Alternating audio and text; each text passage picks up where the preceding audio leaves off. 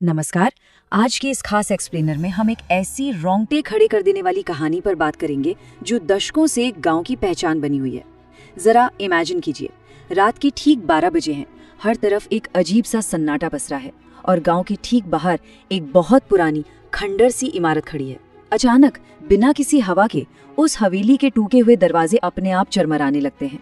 ये सिर्फ ईंट पत्थरों का ढांचा नहीं है, बल्कि खौफ का वो प्रतीक है जिसे लोग काली हवेली कहते हैं।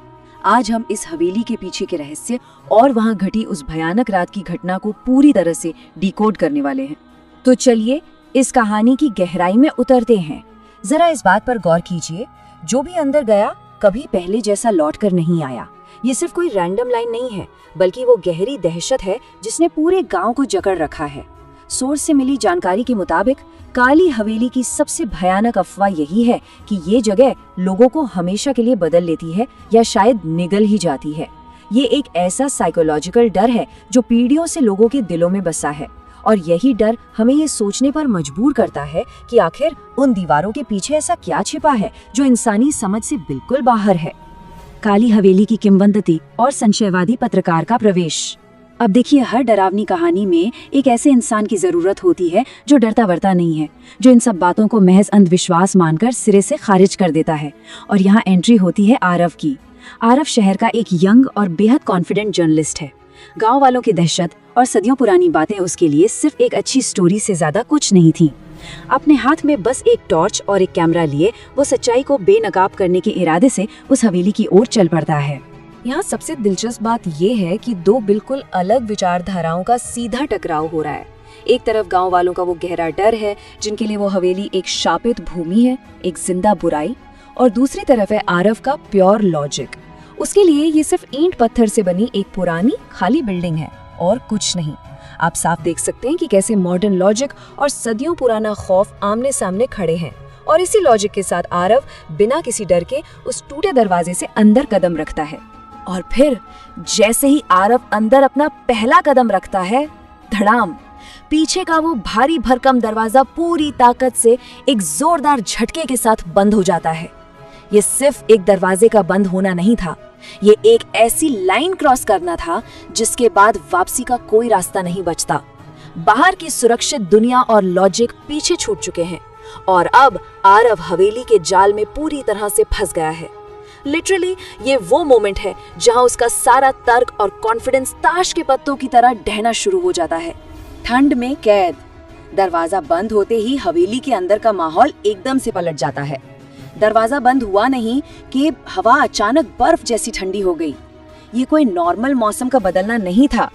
ऐसा लग रहा था जैसे हवेली ने खुद आरव के वहां होने पर रिएक्ट किया हो। वो अब उस जमा देने वाली ठंड और भयानक सन्नाटे में पूरी तरह से कैद हो चुका था। यहाँ ये समझना बहुत जरूरी है कि इंसानी दिमाग में खौफ कैसे बैठाया जाता है। ये 3 पॉइंट्स देखिए। पहला, दरवाजे का इतनी हिंसक रूप से बंद होना। दूसरा, वो शरीर सुन्न कर देने वाली ठंडी हवा।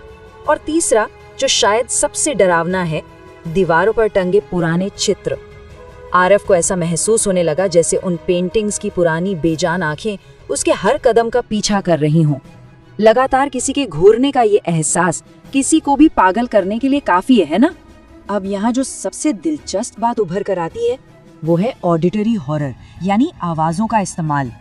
उस खौफनाक खामोशी के बीच अचानक ऊपर की मंजिल से किसी के धीमे, भारी और स्पष्ट कदमों की आवाज आने लगती है। ठक ठक ठक। ये कोई वहम नहीं था, ये इस बात का साफ इशारा था कि आरव उस अंधेरी हवेली में अकेला नहीं है। कदमों की ये आहट डर को कई गुना बढ़ा देती है, क्योंकि खतरा अब सिर्फ महसूस नहीं हो रहा, वो सुनाई दे रहा है और धीरे धीरे करीब आ रहा है। खून से लिखी चेतावनी। लेकिन याद रखिए, आरव पेशे से एक पत्रकार है। डर से कांपने के बावजूद वो पीछे हटने वालों में से नहीं था। अपने अंदर की सारी हिम्मत बटोरकर, अपने खौफ को साइड में रखते हुए, वो उन्हीं कदमों की आवाज की तरफ सीढ़ियां चढ़ना शुरू कर देता है। ये उस अजीब ह्यूमन नेचर को दिखाता है जहां डर से ज्यादा जानने की क्यूरियोसिटी हावी हो जाती है। वो दूसरी मंजिल की तरफ बढ़ता है जहां एक बेहद भयानक नजारा उसका इंतजार कर रहा था। चलिए अब देखते हैं कि ये सब कैसे बिल्डअप होता है। ये टाइमलाइन दिखाती है कि चीजें कितनी तेजी से खराब हुई। ठीक रात 12 बजे हवेली में एंट्री, उसके तुरंत बाद दरवाजे का जोर से बंद होना, फिर जमा देने वाली ठंड का आना और उसके बाद सीढ़ियों पर वो रहस्यमयी भारी कदम। ये सारी घटनाएं बहुत ही कम समय में एक के बाद एक हुईं, जो हवेली के आक्रामक रूप को बिल्कुल साफ कर देती हैं। दूसरी मंजिल पर पहुंचते ही आरव की नजर एक बंद दरवाजे पर पड़ती है और उस दरवाजे पर ताजा बहते हुए खून से एक बहुत ही खौफनाक चेतावनी लिखी थी, वापस चले जाओ। ये कोई धुंधला सा इशारा नहीं था, ये एक सीधा, हिंसक और भयानक अलर्ट था। ऐसा लग रहा था मानो हवेली सीधे आरव से बात कर रही हो और उसे अपनी जान बचाने का आखिरी मौका दे रही हो। अब यहाँ एक पल के लिए इंसानी मनोविज्ञान को समझना बहुत जरूरी है। जब कोई जगह चीख चीख कर कह रही हो कि जान बचानी है तो भाग जाओ, तो इंसान रुक क्यों जाता है? यहीं पर एक जर्नलिस्ट की सच्चाई जानने की जो जिद होती है ना, वो हमारे सर्वाइवल इंस्टिंक्ट यानी जिंदा रहने की बेसिक फितरत पर भारी पड़ जाती है। उस खूनी चेतावनी को देखने के बावजूद आरव वापस मुड़ने के बजाय उस दरवाजे के हैंडल की तरफ अपना हाथ बढ़ाता है। आखिरी फुसफुसाहट, आरव ने दरवाजा खोल दिया और जैसे वो अंदर दाखिल हुआ, उससे कुछ ऐसा दिखा जो पूरी तरह से असंभव और बेचैन कर देने वाला था।